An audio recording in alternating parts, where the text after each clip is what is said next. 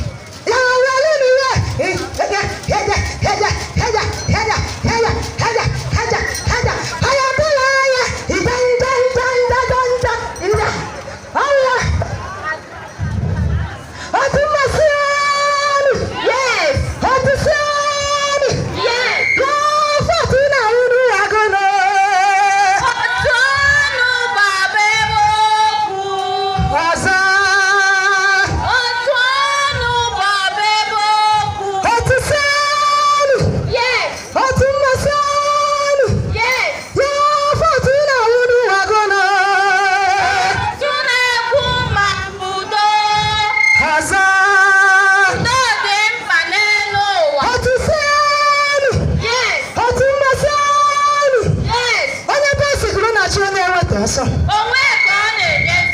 Onye moto na-achọ onye elemplen ọsọ. Any complaint, any sime.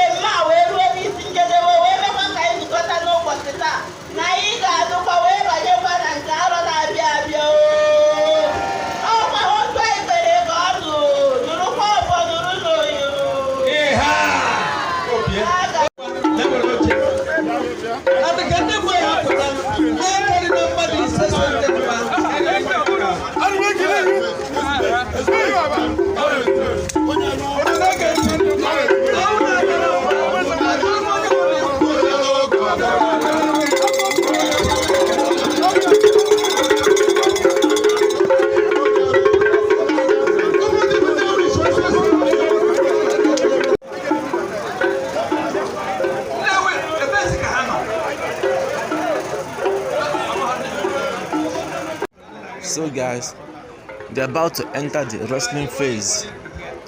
Recall that day, first day, the opening day, Otolo won Uruago in the wrestling competition. But between Nnewi and Umudim, there was no winner. It was so tough that there couldn't be any winner. So they had to reschedule their own wrestling to this particular day, the closing ceremony. So they have come now to wrestle again so that a winner can be declared between Umudim and Nnewi. So let's relax back and know if there will be a winner today between Umudim and Nnewi, or if it's going to be as tough as it was the first day.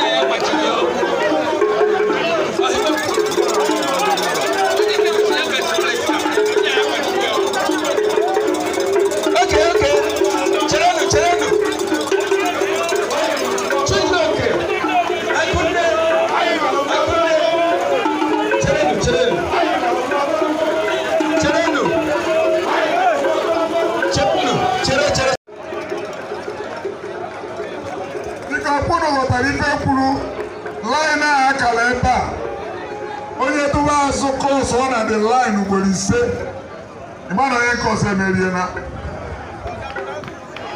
onye tụba azụ because ibe anyị mere onwe n'ime ring mana onye a puchukwe mana o puchu oru ịtụba azụ ịpụ ha na line a ọ wụrụ 1 point point azụ ha ugboro 5 ọ wụrụ ewina biko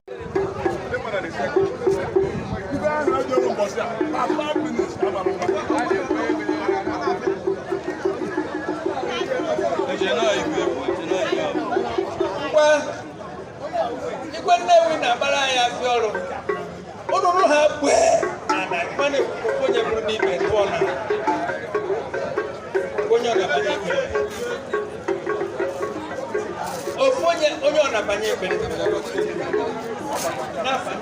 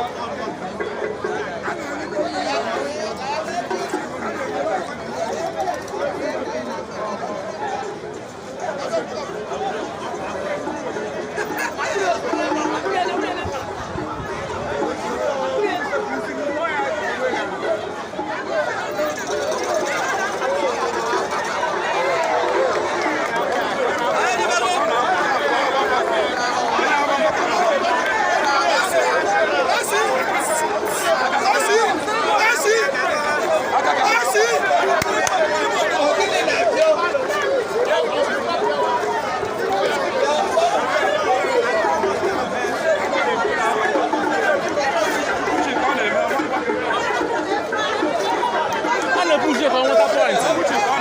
And they push it from water point. And they push it out of the ring, the water point.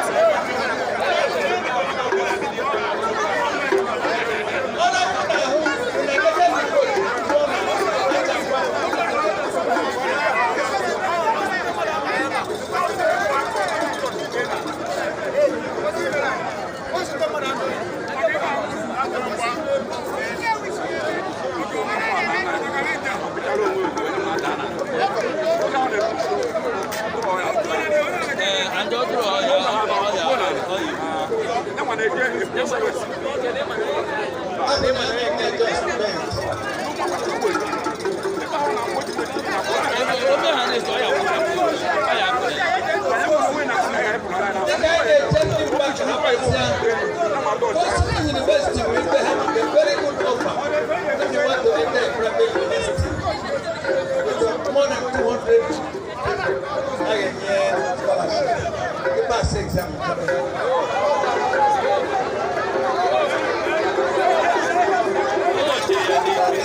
Okay, get out.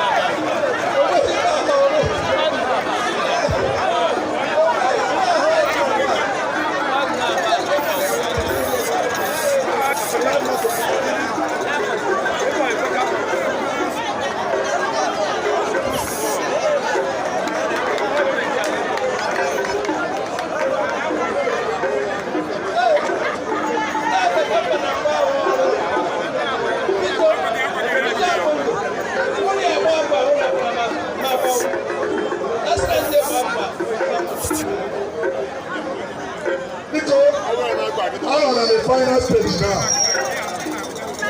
The final stage now. Final stage I will go in 5 minutes. Final stage Ghana. The referee are all involved.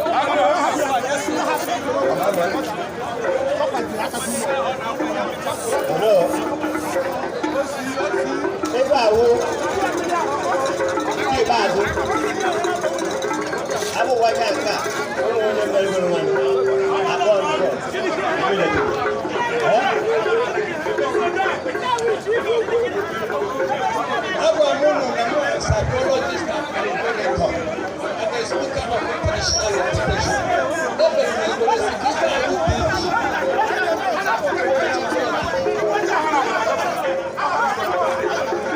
University now,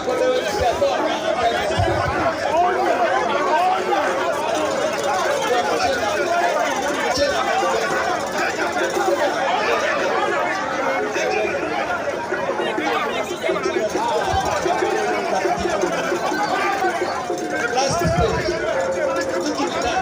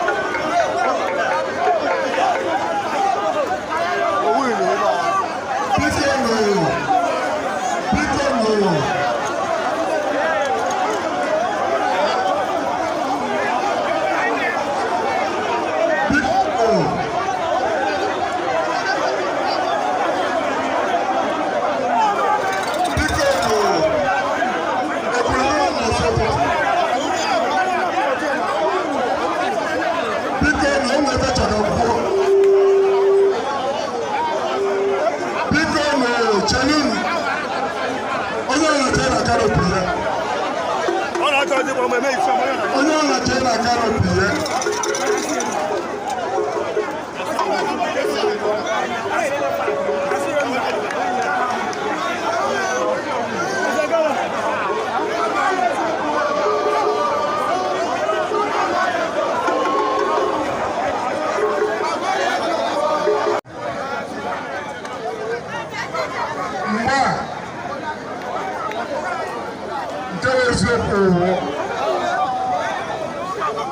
ibe anyị kwuru mbọsị ụtụtụ ekwurekwu mgbarụ azụrụ ana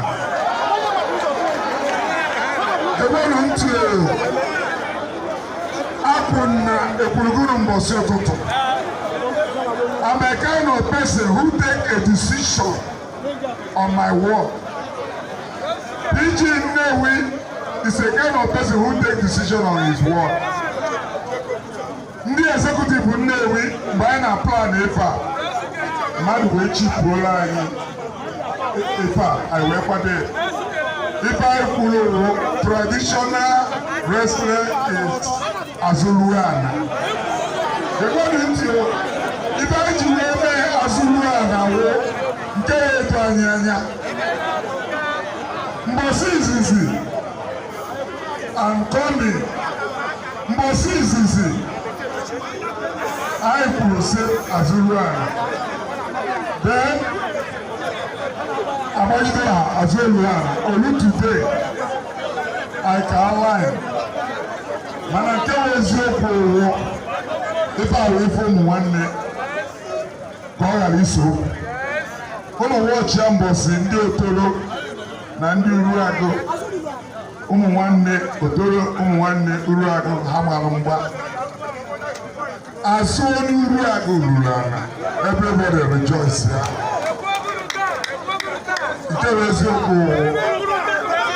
Referee,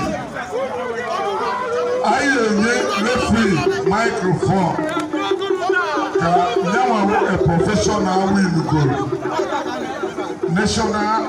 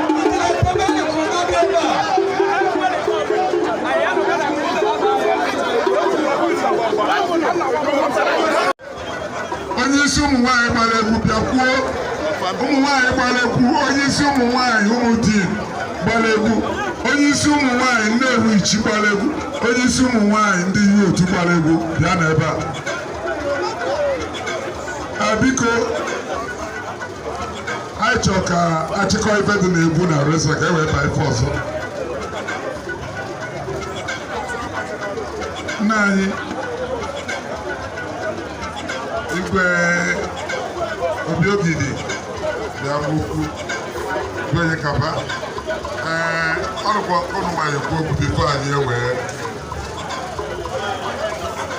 oke biko enyego na wee sị ka anyị chịkọọ abịa na ụmụ nwanyị ndị gbara egwu the dancers ndị ụmụ nwanyị otoro esorokwa egwu ọkwa ụmụ nwanyị ndị gbara egwu hụrụ agụmụdị na Nnewi ndị gbara egwu na ụmụ nwanyị ahụ ụmụdị mgba fest ibe a ji na-ahụ 30,000 naira lotanụ na onye donetiri ego a president ahụ Peter Nwosu Peter Nobel nye donetiri 200,000 ibe nji chọ ka fụọ ya apa ahụ ka sị na ịmana ahịa ezi ife so ọ na-adụ maka egwu aga anyị nwekwara obere ife anyị tọpụkwa o doneti 200,000 nyekwa anyị sọpọt also 200 go donate o nyere anyị sọpọt donate kwa 200,000 for ife a na-eme kịta so ụmụ nwanyị ụmụ di gbara fest with 30,000 naira ka ọnụ na-eke ha hụ ndị a perform today then ụmụ nwanyị Nnewi ha sị na ha enweghị ego moto ha ejibu ndị otu ha wee bịa taa ebe nnụrụ ka m na-ekwu ka ahụ ụbọchị ọzọ ka ha ghara inye such excuse ha win the second with 20,000 naira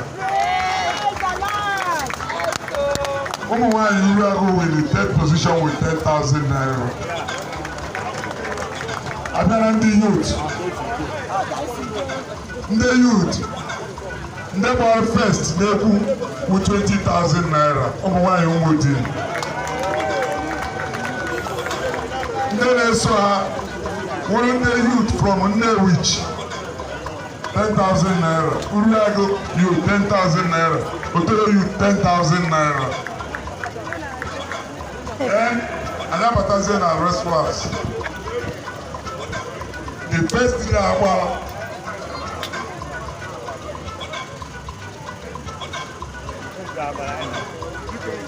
onye otoro gwanya afa onye adịtama afọ from Ebukwene nwa central cabinet known as Bishop Onwechukwu na Ebukwene.